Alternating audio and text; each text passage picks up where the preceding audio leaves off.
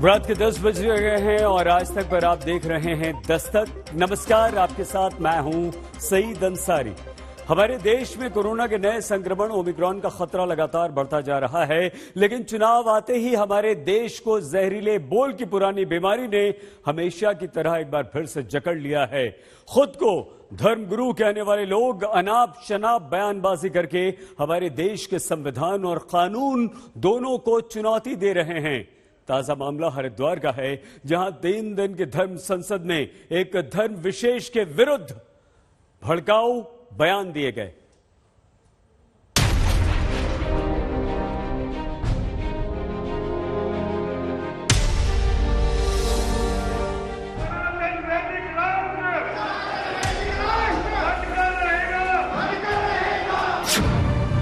स्वामी प्रबोधानंद गिरी, जो जिहादी हिंदू को मारने आ रहा है उस जिहादी को मारो। मां अन्नपूर्णा, इस्लामिक भारत अपने जीते जी तो बनने नहीं दूंगी, मर जाऊंगी या मार दूंगी। और यति नरसिंहानंद सरस्वती। तलवारों की बात भूल जाओ, तलवार केवल मंचों पर दिखाने के काम आने वाली है। लड़ाई में जीतता वो है जिसके हथियार शत्रु से ज्यादा ताकतवर होते हैं। हरिद्वार में 3 दिन तक चली धर्म संसद में ऐसे न जाने कितने नफरती और भड़काऊ बयान दिए गए जो देश के संविधान और कानून के खिलाफ है।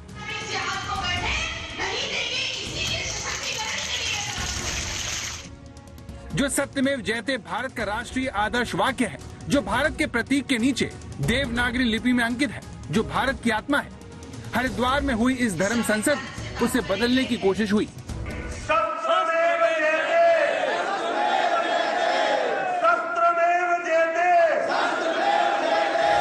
सबसे पहले आप हिंदू महासभा की जनरल सेक्रेटरी अन्नपूर्णा मां को सुनिए, जिन्होंने सभा को संबोधित करते हुए हिंदुओं से आह्वान किया कि वो कॉपी किताब छोड़कर शस्त्र उठा लें। अपने गांव को इतना सक्षम बनाए, इतनी अपनी आबादी को आगे बढ़ाए और मार दे। इनकी जनसंख्या को अगर खत्म करना है तो हम मारने को तैयार है, जेल में जाने को तैयार है। अगर हम 100 लोग भी सैनिक बन गए और इनके 20 लाख भी मार दिया हमने तो हम विजयी हैं, हम जेल में जाने को तैयार हैं। इस धर्म संसद में सबसे ज्यादा जोर हथियार उठाने पर था, ताकि भारत एक सनातन वैदिक राष्ट्र बन जाए।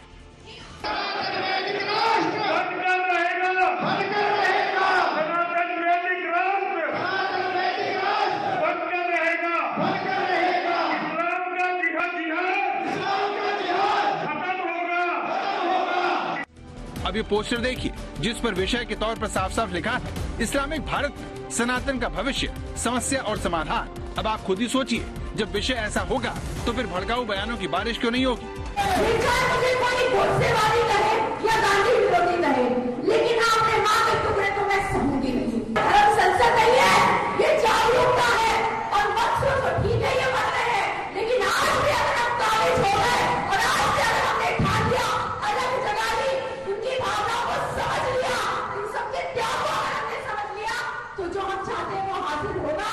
और इस्लामिक भारत नहीं, ये सनातन वैदिक हिंदू राष्ट्र बहुत जल्दी घोषित होगा। एक धर्म विशेष के खिलाफ नफरत बढ़ाने में यति नरसिंहानंद भी पीछे नहीं रहे। उन्होंने भी हिंदुओं से हथियार उठाने की मांग की। हिंदुओं को अपनी रक्षा खुद करनी पड़ेगी। हिंदुओं को अपनी रक्षा के लिए शस्त्र की जरूरत पड़े तो शस्त्र उठाना पड़ेगा और देश को इसके लिए तैयार रहना चाहिए। तलवार छोड़ के अत्याधुनिक हथियार उठाने पड़ेगा। नहीं, तलवार छोड़ो, क्यों, तलवार भी रखो और आधुनिक हथियार की जरूरत हो तो वह भी रखो। अब यति नरसिंहानंद को कौन समझाए कि देश और उसकी संस्कृति शिक्षा और विज्ञान से महान बनती है। देश का मान सर्वधर्म संभाव और मिलकर चलने की भावना से बढ़ता है, ज्यादा बच्चे पैदा करने से नहीं। हथियार उठाए बिना धरती की कोई कौम ना तो बच सकती है और ना ही कभी बचेगी। ज्यादा से ज्यादा बच्चे और अच्छे से अच्छे हथियार, यही तुम्हें बचाने वाले हैं। हम केवल साथ खड़े हैं और वो भी कितने दिन कोई नहीं जानता। हर आदमी को अपनी लड़ाई खुद लड़नी है। हर आदमी को अपनी औरतें हैरानी की बात यह है कि सोशल मीडिया पर ऐसे भड़काऊ बयान वायरल हो जाने के बावजूद पुलिस ने अभी तक कोई भी कार्रवाई नहीं की है। पुलिस इस पर नजर रखे हुए है और जो भी आवश्यक कार्रवाई होगी, विधिक कार्रवाई पुलिस अमल में लाएगी। सवाल ये है कि समाज में नफरत फैलाने वाले ऐसे बयानों पर लगाम लगाने की जिम्मेदारी किसकी है? क्यों अभी तक पुलिस ने कोई कार्रवाई नहीं की, जबकि ये बयान सोशल मीडिया के जरिए समाज में नफरत के संक्रमण को तेजी से फैला रहे हैं। मुदित अग्रवाल, हरिद्वार, आज तक। जमीयत उलमा-ए हिंद के अध्यक्ष मौलाना महमूद मदनी ने गृह मंत्री अमित शाह और उत्तराखंड के मुख्यमंत्री को पत्र लिखकर हरिद्वार में हुई इस धर्म संसद के संचालकों और वक्ताओं के विरुद्ध कड़ी कार्रवाई की मांग की है। सोशल मीडिया पर लोगों की नाराजगी के बाद उत्तराखंड पुलिस की नींद टूटी है। बड़ी खबर इस वक्त आ रही है, उत्तराखंड की पुलिस ने नफरत फैलाने संबंधी वायरल हो रहे वीडियो का संज्ञान लेते हुए वसीम रिजवी उर्फ जितेंद्र नारायण त्यागी और अन्य के विरुद्ध कोतवाली हरिद्वार में धारा 153A आईपीसी के अंतर्गत मुकदमा दर्ज कर लिया है। लेकिन प्रश्न यह है कि पुलिस की नींद आखिर 3 दिन बाद क्यों टूटी? तो ये जितेंद्र नारायण सिंह त्यागी भड़काऊ देने के मामले में इस पर एफआईआर दर्ज कर ली गई है और त्यागी के अलावा और भी लोगों अन्य के खिलाफ धारा 153A के तहत मुकदमा दर्ज किया गया है।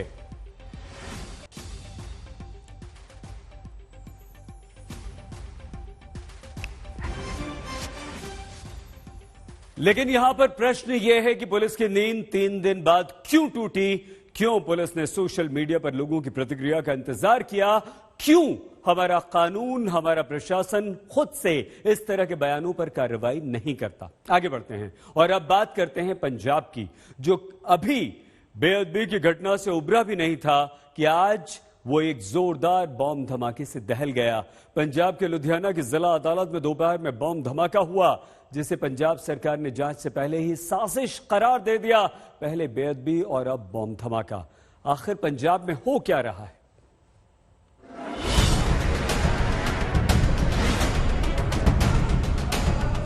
ये वही लुधियाना कोर्ट कॉम्प्लेक्स है जहां पर 12:22 पर टॉयलेट के अंदर धमाका हुआ था।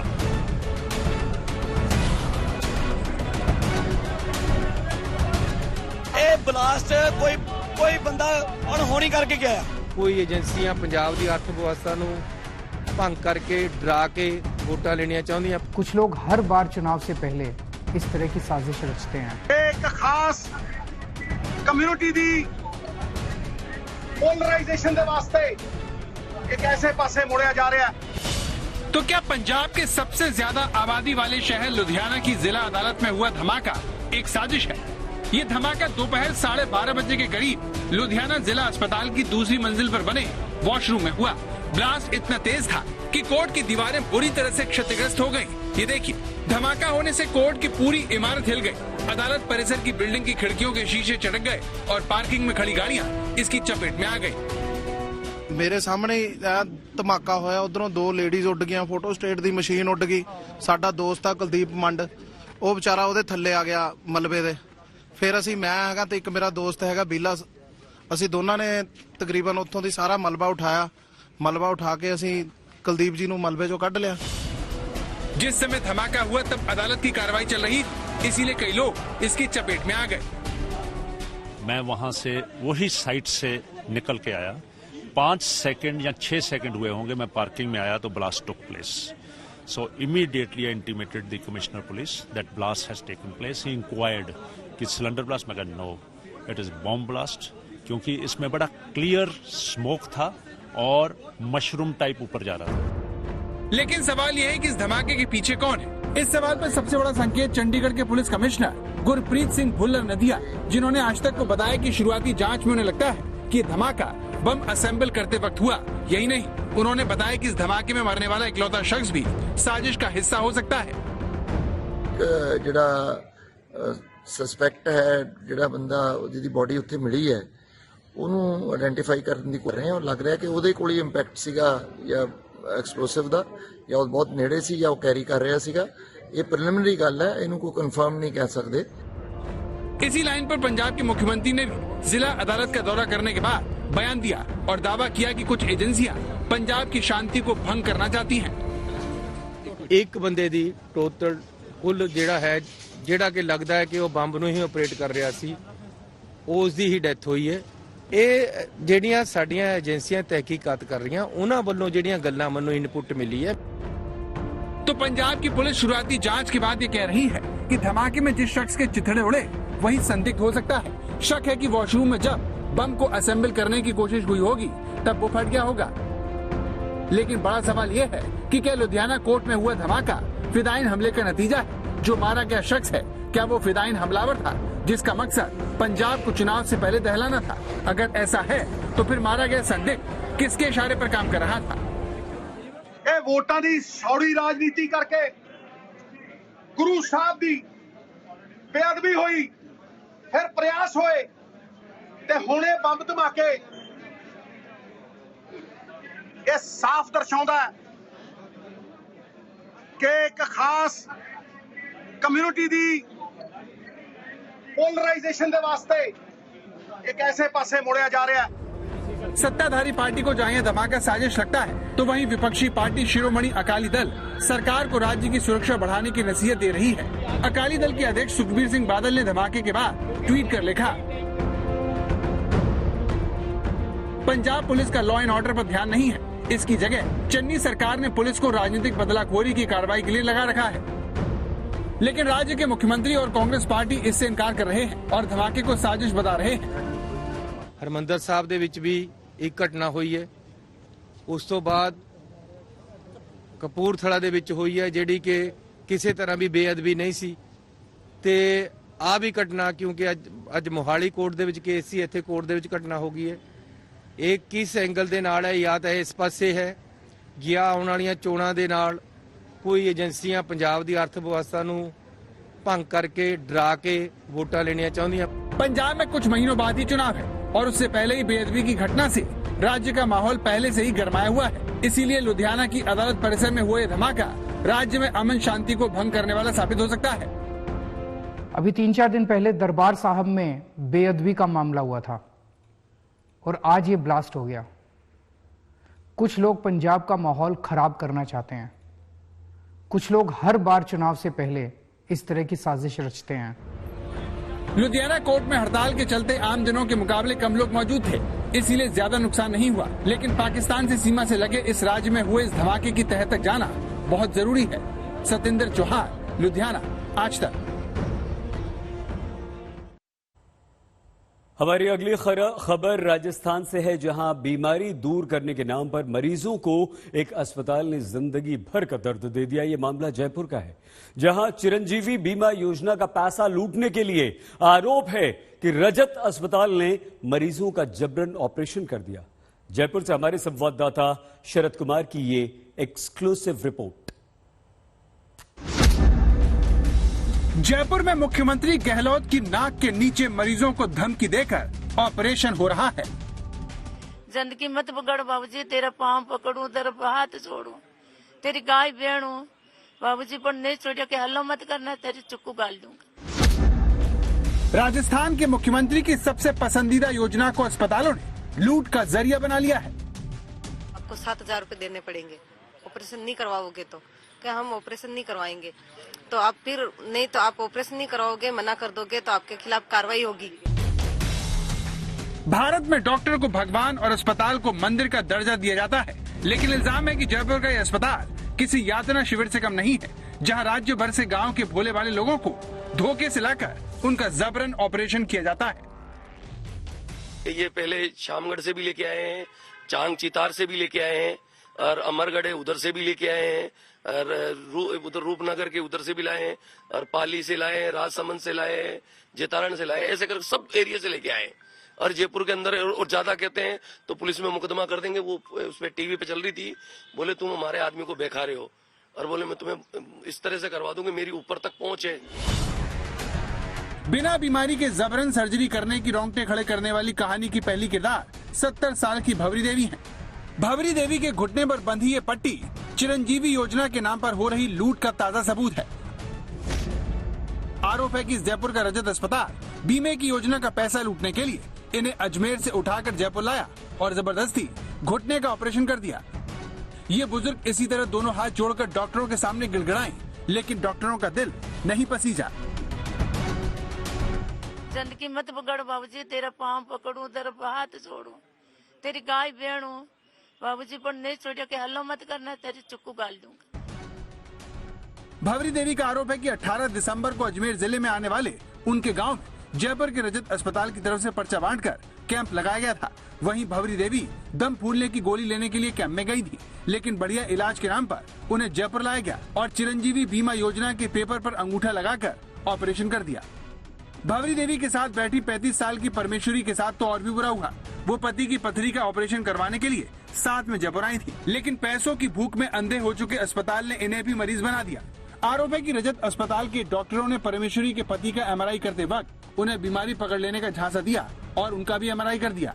इसके बाद डॉक्टरों ने कहा कि दोनों को ऑपरेशन करवाने पड़ेंगे, नहीं तो एमआरआई के 7-7 हजार रूपए देने पड़ेंगे। अगर ऐसा नहीं किया तो अस्पताल उनके खिलाफ कार्रवाई करेगा।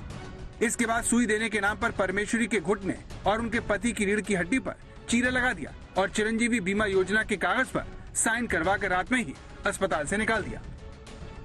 पता ही नहीं चला ऑपरेशन कर दिया इन्होंने। नहीं, हमको बिल्कुल पता नहीं। हमको मैंने कहते रही, मैंने कहा कि मेरे सुई लगाना, कि नहीं इंजेक्शन नहीं लगाएंगे, कि मैं चीरा मत देना। मैं कहा हम दोनों जने के कर देंगे तो फिर हमारा बाल बच्चों का कौन देख रेख करेगा? बाल बच्चों का देख रेख कौन रखेगा? छोटे छोटे बच्चे हमारे।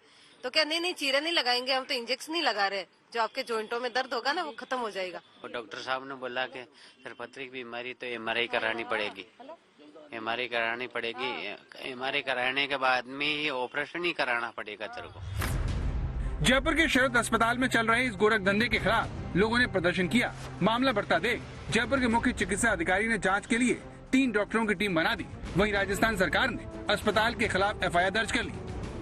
ये मानकर चलिए किसी भी कीमत पर आधी रात को भी जब भी जरूरत पड़ेगी, मैं खुद एक्शन में हूँ। कल ही कार्रवाई हो गई है, लोग पहुंच गई थी टीम, कोई बचेगा नहीं। और जो चिरंजीवी बीमा योजना जिसमें 5 लाख रुपए तक का इलाज गरीब के लिए फ्री है, वो आम आदमी के लिए भी फ्री है, लेकिन उसमें हॉस्पिटल यदि कहीं गड़बड़ करते हैं, गरीब के साथ धोखा करने से बड़ा पाप कुछ नहीं हो सकता। पाप करने वालों को छोड़ेंगे नहीं। आरोप है कि अजमेर में शिविर लगाकर 2 गाड़ियों से 14 लोगों को जयपुर के रजत अस्पताल लाया गया।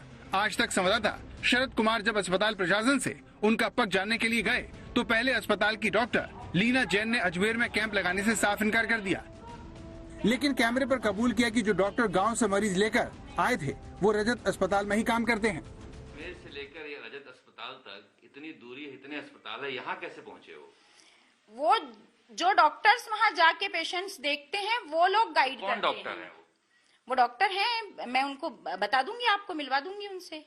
डॉक्टर खुद लगाते हैं। कहाँ काम करते हैं वो कहाँ काम? वो डॉक्टर यही फ्रीलांसिंग काम ही करते हैं अपने। वो आपके अस्पताल में लेके आते हैं? और भी कई जगह जाते हैं वो लोग। तो रजत अस्पताल की डॉक्टर ही मान रही हैं कि मरीजों को झांसा देकर लाने वाले डॉक्टर दूसरे अस्पतालों में भी इस तरह का पाप कर रहे हैं, लेकिन बहुत कम मामले ही सामने आने से ये गोरख धंधा पूरे राजस्थान में चल रहा है।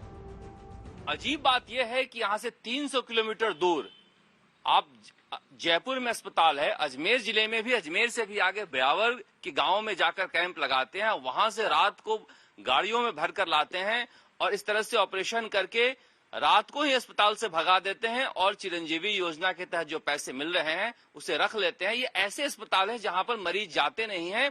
अस्पताल चलाने के लिए एक तरह का एक गोरख धंधा शुरू हो गया है, क्योंकि सरकार को भी चिरंजीवी योजना से ज्यादा अस्पतालों को जोड़ना है। ऐसे में बाहरी इलाके में बने अस्पताल इस योजना से जुड़ जा रहे हैं और पैसे कमाने के लिए इस तरह से गलत तरीके से बीमारी कुछ और किसी और चीज का ऑपरेशन कर पैसे कमाने लगे हैं। कैमरामैन शर्मा के साथ शरद कुमार, जयपुर, आज तक। कोरोना का नया बहरूपिया ओमिक्रॉन लगातार अपना दायरा फैलाता जा रहा है। परेशानी यह है कि आप और हम इसकी गंभीरता को फिलहाल बिल्कुल नहीं समझ रहे हैं। हमारे देश में ओमिक्रॉन का आंकड़ा 346 तक जा पहुंचा है। 16 राज्य और केंद्र शासित प्रदेशों तक ओमिक्रॉन फैल चुका है। इतना सब कुछ होने के बाद भी सवाल यह है कि आखिर देश भर में इतनी लापरवाही क्यों है भाई?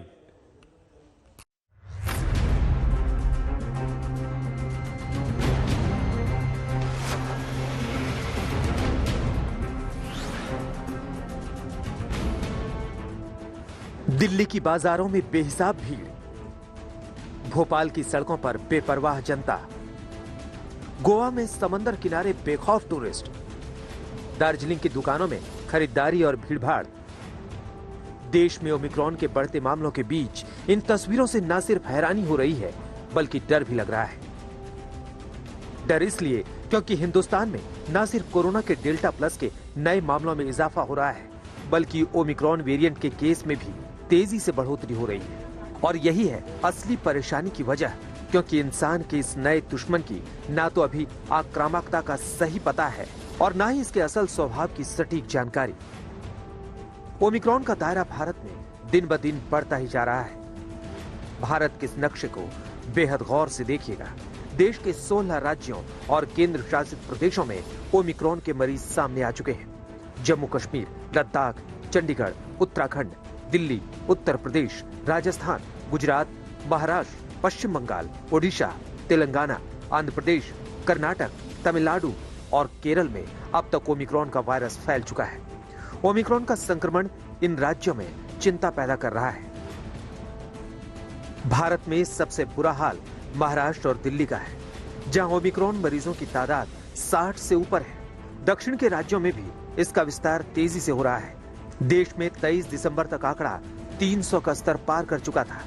ओमिक्रॉन की रफ्तार इतनी तेज है कि तकरीबन हर घंटे आंकड़ों में इजाफा हो रहा है। मुमकिन है कि अगले घंटे मरीजों की तादाद इससे भी ज्यादा हो जाए। For advice to the people, whether the government is going for the lockdown or not, but people should adopt self-lockdown and they should ensure that safety of them and the safety of their colleagues in the days to come. हम आंकड़ों के जरिए Omicron के फैलने की रफ्तार से आपको सचेत करने की कोशिश करेंगे। 2 दिसंबर को देश में ओमिक्रॉन के पहले केस की जानकारी मिली थी। 18 दिसंबर को भारत में ओमिक्रॉन का 100वां मामला सामने आया था। 21 दिसंबर को आंकड़ा 200 मरीज के पार जा पहुंचा और महज 2 दिन बाद यानी 23 दिसंबर को भी ओमिक्रॉन वायरस ने 300 मरीजों तक अपना संक्रमण फैला दिया। मतलब यह है कि पहले से 100 तक पहुंचने में ओमिक्रॉन को 16 दिन लगे, लेकिन 200 से 300 का आंकड़ा छूने में इस वायरस को सिर्फ 2 दिन का ही फासला तय करना पड़ा। कोरोना के नए ओमिक्रॉन वेरिएंट की रफ्तार पिछले डेल्टा वेरिएंट से भी कई गुना ज्यादा है, क्योंकि भारत में डेल्टा वेरिएंट का संक्रमण इससे काफी धीमी रफ्तार से फैला था। लापरवाही हटी दुर्घटना घटी वाला मुहावरा याद रखना होगा, क्योंकि न सिर्फ ओमिक्रॉन वेरिएंट के मामले बल्कि डेल्टा वेरिएंट के केस में भी इजाफा होने लगा है। इसे भी आंकड़ों की जुबानी समझिए। 21 दिसंबर को देश में कोविड के 5,326 नए मामले सामने आए थे। 22 दिसंबर को यह आंकड़ा 6,317 तक जा पहुंचा और 23 दिसंबर को इसमें और इजाफा हुआ और नए मामले 7,495 तक जा पहुंचे। मतलब सिर्फ 2 दिन के भीतर तादाद 2,000 से भी अधिक हो गई। संकेत बड़ा ही साफ है। अब लोगों के सचेत होने, सावधान रहने और जिम्मेदार बनने का वक्त आ चुका है, क्योंकि जिस तरीके से हर शहर, गांव और कस्बे में सोशल डिस्टेंसिंग के नियमों की धज्जियां उड़ाई जा रही हैं, वो दिन भी दूर नहीं जब यही बेपरवाही जिंदगी पर कहीं भारी ना पड़ जाए। आज तक ब्यूरो। आपने देखा कि कैसे ओमिक्रॉन अपने पैर पसार रहा है, लेकिन दिल्ली हो या भोपाल, जयपुर हो या गोवा, हर जगह लोग ना तो सोशल डिस्टेंसिंग का पालन कर रहे हैं और ना ही मास्क लगा रहे हैं, लापरवाही छोड़ रहे हैं। बाजारों में ऐसी भीड़ जिसका हिसाब लगाना मुश्किल है। अगर सावधानी हटी तो दुर्घटना भी जरूर घटेगी। अलग अलग शहरों से देखिए हमारे संवाददाताओं की लोगों की लापरवाही पर यह विशेष रिपोर्ट।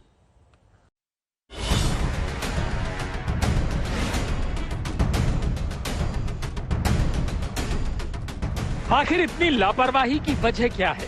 क्या देश और दुनिया से चला गया है कोरोना वायरस? क्या कोरोना वायरस से लोगों की मौत होनी बंद हो गई है? क्या कोरोना के नए ओमिक्रॉन वेरिएंट का फैलना बंद हो गया है? क्या सरकार ने लोगों को कोविड नियमों को तोड़ने की छूट दे दी है? इन तमाम सवालों का जवाब ना यानी नहीं में है। तो फिर हम इतने बेपरवाह क्यों होते जा रहे हैं? सबूत हम आपको एक एक करके दिखाते हैं। पहले दिल्ली के मशहूर सरोजनी नगर मार्केट का मंजर देखिए। भीड़ ऐसी मानो वहां या तो सब कुछ फ्री में मिल रहा हो या फिर सरोजनी नगर मार्केट कल से बंद होने वाला है। लोगों का रेला ऐसा लगा हुआ है, न डेल्टा की परवाह, न ओमिक्रॉन की फिक्र, न कोविड प्रोटोकॉल की चिंता। यहाँ सरोजनी नगर मार्केट में जिस वक्त हम यहाँ साफ दिख रहा है कि चाहे मार्केट एसोसिएशन बार बार अनाउंसमेंट करवा रही हो, चाहे मीडिया में डिस्कशन हो रहा हो, लेकिन लोग जो है यहाँ शॉपिंग करने आए हैं वो ना डिस्टेंसिंग का पालन कर रहे हैं, और बहुत सारे लोग ऐसे भी हैं जो मास्क को नाक के नीचे या अपने कान से लटका कर ही खुश हैं। कोविड के डर का, या जो पिछले साल लॉकडाउन की वजह से हालत हुई थी, उसका किसी को डर नजर नहीं आ रहा है। दिल्ली सरकार की सख्ती के बाद भी यहाँ के बाजारों में लापरवाही कम होती नजर नहीं आ रही है। ये सबूत है एशिया के सबसे बड़े थोक मार्केट सदर बाजार का, जहाँ सुबह से ही भारी भीड़ खरीदारी के लिए जमा होने लगी। न चेहरे पर मास्क नजर आ रहा है और न ही 2 गज की दूरी। दिल्ली में कोरोना के बढ़ते मामलों के बीच दिल्ली सरकार की तरफ से तमाम जो पाबंदियां लगाई हैं, उसके बावजूद भी दिल्ली के बाजारों में लोगों की लापरवाही कम होती नजर नहीं आ रही है। हम इस वक्त मौजूद हैं सदर बाजार इलाके के अंदर। आपको सुबह के वक्त भीड़ का नजारा दिखाएंगे कि किस तरीके से जो लोग यहाँ पर सुबह खरीदारी करने के लिए लोग पहुंच रहे हैं, या दुकानदार भी है, उनके चेहरे से मास्क पूरी तरह से गायब है। ये आलम तब है जब पिछले 4 दिनों में कोरोना के 400 से ज्यादा मामले दिल्ली के अंदर दर्ज किए गए हैं, जिनमें 57 मामले ओमिक्रॉन के हैं। दूसरे शहरों से दिल्ली आने वाले या राजधानी से रेल का सफर तय करने वाले भी लापरवाही की मिसाल पेश कर रहे हैं। नई दिल्ली रेलवे स्टेशन पर किसी के चेहरे पर मास्क नहीं तो किसी के गले की शोभा बढ़ा रहा है मास्क। इस वक्त हम लोग नई दिल्ली इलाके में मौजूद हैं, नई दिल्ली रेलवे स्टेशन पर, और आप देख सकते हैं बिना मास्क के लोग यहाँ पर आपको साफ नजर आ जाएंगे। देखिए, लोगों ने लगा तो लेते हैं देख करके, लेकिन कई सारे ऐसे लोग भी होते हैं जो मास्क तो रखते हैं लेकिन नीचे की तरफ कर लेते हैं, और बहुत सारे लोग ओपनली बिना मास्क के घूमते हुए अभी भी नजर आ रहे हैं। रुख करते हैं भोपाल का, वहां भी कमोबेश दिल्ली जैसी ही स्थिति है। पुराने भोपाल में भी लोगों में ना तो ओमिक्रॉन का खौफ है, ना ही बढ़ते कोरोना मामलों की चिंता।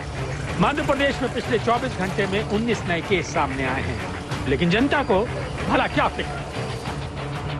मध्य प्रदेश में जो कोरोना के मामले हैं वो तेजी से बढ़ रहे हैं। खुद मुख्यमंत्री शिवराज सिंह चौहान मान चुके हैं कि कोरोना जो है वो जिस तरीके से बढ़ रहा है, जिस तेजी से बढ़ रहा है, वो संभावित तीसरी लहर को मान के चल रही है मध्य प्रदेश सरकार जनवरी के महीने में। हालांकि मुख्यमंत्री कह रहे हैं कि हालात काबू में है, अभी हालात बाहर नहीं हुए हैं काबू से, इसलिए, लेकिन इसके बावजूद देखिए लापरवाही की तस्वीर। लोग जो है अभी भी बाहर निकले हैं, तो कुछ लोगों ने मास्क लगाया है, कईयों ने मास्क नहीं लगाया है। सामने की दुकानों पे भी अगर आप देखें तो लोग खड़े जरूर हैं लेकिन मास्क नहीं पहने हैं। सर्दियों में पर्यटकों की पहली पसंद गोवा भी क्यों अछूता रहे। यहाँ भी देश के अलग अलग हिस्सों से पहुंचे टूरिस्ट तो मानो कोरोना नाम का शब्द ही भूल गए हैं। फिर तो डर और चिंता की बात करना ही बेमानी है। समंदर के किनारे ये मस्ती कहीं आने वाले दिनों में इनके लिए भारी न पड़ जाए। कोविड की उतनी ज्यादा रिस्ट्रिक्शंस नहीं है, और इसीलिए हम देख रहे हैं कि भारी संख्या में न सिर्फ मुंबई और महाराष्ट्र के अलग अलग इलाकों से, बल्कि गुजरात और राजस्थान, इन तमाम इलाकों से टूरिस्ट भारी संख्या में आ रहे हैं। उसका नतीजा क्या हो रहा है, इस वक्त जो आप कलंगुट बीच में देख रहे हैं, दिन भर हमने गोवा के अलग अलग बीचेस का मुआयना किया और हमें इसी तरह की शक्ल नजर आई है कि यहाँ पर कुछ गाइडलाइंस दी गई हैं। लोकल पुलिस ऑफिसर्स का कहना है कि ऐसी स्पेसिफिक गाइडलाइंस तो बिल्कुल भी नहीं है। क्या लोग कोविड अप्रोप्रिएट बिहेवियर का पालन कर रहे हैं? यहाँ पर जितने हैं टूरिस्ट वगैरह हैं, आप खुद ही यहाँ पर देख सकते हैं। गुलाबी नगरी जयपुर में भी तस्वीर अच्छी नहीं है। हवा महल के पास कोविड नियम हवाई हो रहे हैं। जयपुर में गुलाबी नगरी में यहाँ पर आप देख सकते हैं किस तरह से भारी संख्या में लोग आए हुए हैं। इस समय भी आप देख सकते हैं कि किस तरह से सैकड़ों की संख्या में यहाँ पर जयपुर के हवा महल के बाहर लोग पहुंचे हुए हैं। एक तरह से केयरलेसनेस देखी जा सकती है। कई लोगों ने मास्क नहीं लगाया हुआ है, सोशल डिस्टेंसिंग की पालना नहीं हो रही है, जिसकी वजह से कोरोना वायरस के मामले काफी ज्यादा बढ़ सकते हैं। अब आपको दिखाते हैं पश्चिम बंगाल के हिल स्टेशन दार्जिलिंग का मंजर।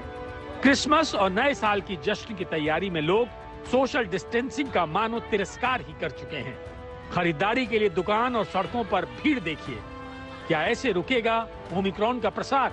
क्या ऐसे ही थमेगी कोरोना की रफ्तार? आपको आगाह करने के लिए, सावधान करने के लिए हम फिर से आपको अलग अलग शहरों की तस्वीर दिखा रहे हैं, क्योंकि ऐसी लापरवाही आने वाले दिनों के लिए खतरे के बिगुल से कम नहीं है। आज तक ब्यूरो। कोरोना की स्थिति और ओमिक्रॉन के बढ़ते मामलों पर प्रधानमंत्री नरेंद्र मोदी ने भी हाई लेवल बैठक की। केंद्र ने भी अलग से समीक्षा बैठक की, जिसमें राज्यों को कई तरह की सलाह केंद्र ने दी। मध्य प्रदेश ने एक कदम आगे बढ़ते हुए मध्य प्रदेश में नाइट कर्फ्यू लागू कर दिया है।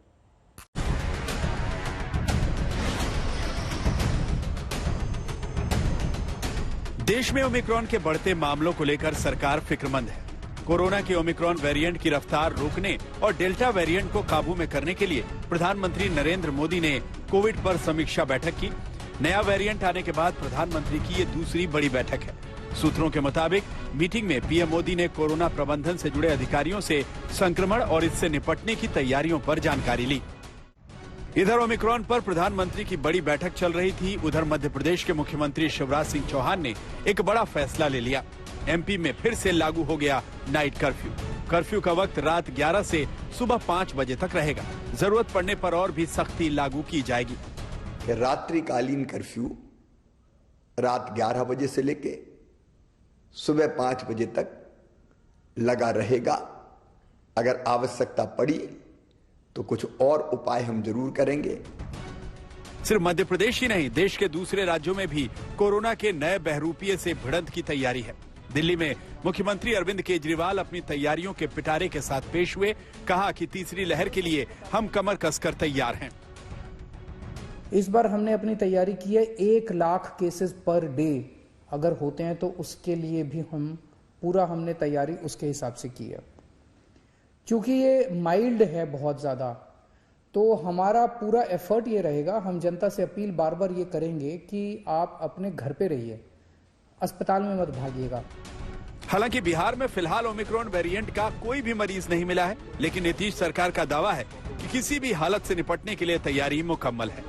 जो तैयारी हमको करनी है अगले किसी भी बड़ी लड़ाई से लड़ने के लिए, वो हम सब लोग कर रहे हैं। तत्काल बिहार में अभी ओमिक्रॉन का कोई केस नहीं मिला है।